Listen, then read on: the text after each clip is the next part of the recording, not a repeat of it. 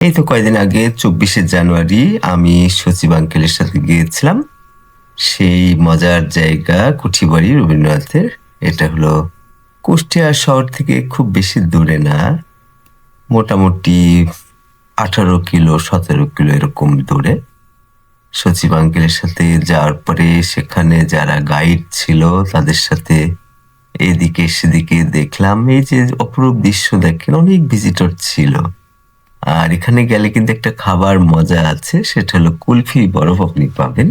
তো বাউন্ডারির ভেতরে এখন অসুবিধা, তারা আসতে দেয় না। একটু পেছনে বাউন্ডারির বাইরে আইসক্রিম পাওয়া যায়।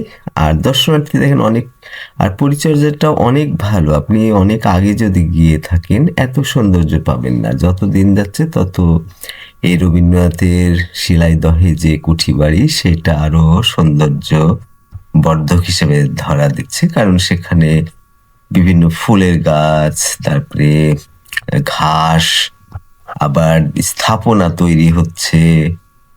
ভেতরে ঢোকার জন্য কিছু নিয়ম কানুন আসছে। সবকিছু মিলিয়ে এটা সংরক্ষণ করা হচ্ছে অনেক ভালো করে। দোতলা, অত বছর আগের এই বাড়ি, তারপরেও খুব সুন্দর। তেমন ভয়ের কিছু না, দোতলায় আপনি অনায়াসেই দেখতে পারেন। অনেক মানুষ আছে, দেখেন দৃশ্যগুলো।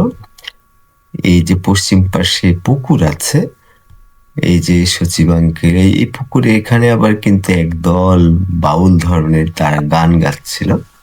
আপনি পুকুর পাড়ে বসতে পারেন, সেখানে সেলফি নিতে পারেন। এই যে এরা কিন্তু গান করছে, খুব মজার একটা পরিবেশ। তবে একটা জিনিস মিস করলাম, সেটা হলো যে ঘোড়া। মাঝে কিন্তু কয়েক বছর আগে ঘোড়াতে আপনি চড়তে পারতেন।